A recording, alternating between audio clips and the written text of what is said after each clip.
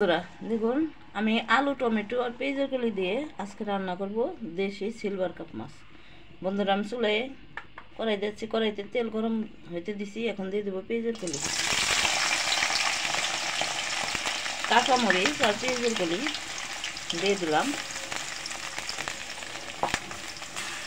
আমি এটাকে একটু ভেজে নেব, তারপর পেঁয়াজ বাটা, আদা রসুন বাটা দেব। ভেজে নিছি, এখন দিয়ে দেবো পেঁয়াজ বাটা, রসুন বাটা, আদা বাটা।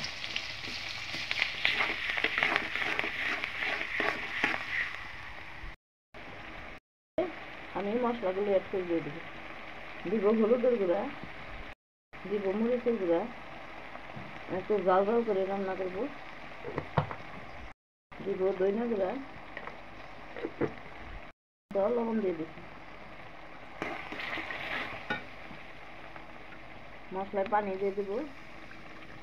এখন মশলাটা ভালো করে কষিয়ে নেব।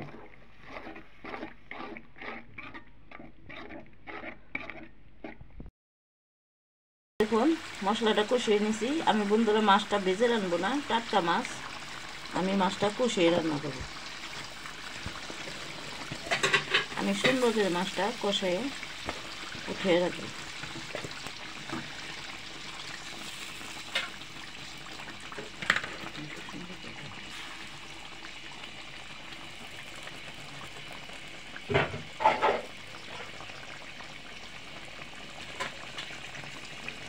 মাছগুলো কষাই নিছি, এখন উঠিয়ে রাখবো আলাদা একটা পাতিলে।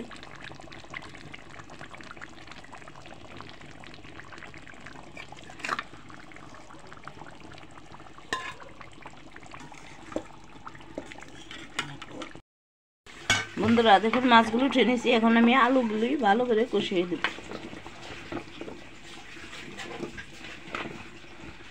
আলুগুলি ভালো করে কষিয়ে পরে টমেটো দিয়ে দেবো। এখন আমি ভালো করে নেড়ে চেড়ে ঢেকে দেব। বন্ধুরা, এই শীতে টাটকা মাছ, নতুন আলু আর টমেটো তরকারি সেই লাগে। আপনাদের কাছে কেমন লাগে জানি না, আমার কাছে খুবই ভালো লাগে। আমার খুব প্রিয় তরকারি টমেটো আর আলু। এখন আমি ঢেকে দেবো। ছোটো সাইডে 4টে টমেটো আছে।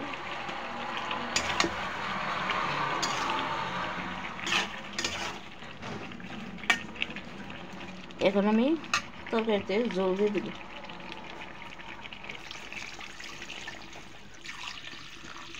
আমি এটা আলু টমেটোর জল রান্না করব।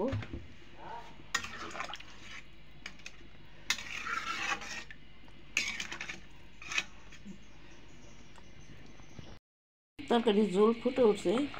এখন আমি সামান্য কিছু ধনেপাতা দিয়ে দেবো। ভালো করে নেড়ে আমি মাছগুলি দিয়ে দেবো। বন্ধুরা, এই ধনেপাতাটা দেওয়ার মানে হয়েছে, আগে কিছুটা ধনেপাতা দিলে তরকারির স্বাদটা বাড়ায়। তারপরে মাছের উপরে আমি কিছু ধনেপাতা দিয়ে দেবো। পুরো তরকারির মধ্যে মিশিয়ে দিলাম। এখন দিয়ে দেবো মাছ।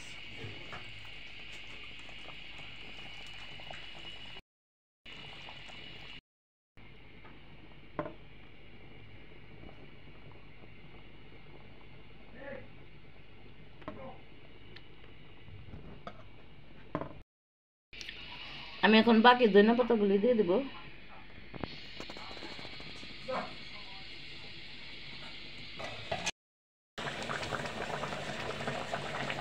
দেখুন বন্ধুরা, আমার রান্না শেষ।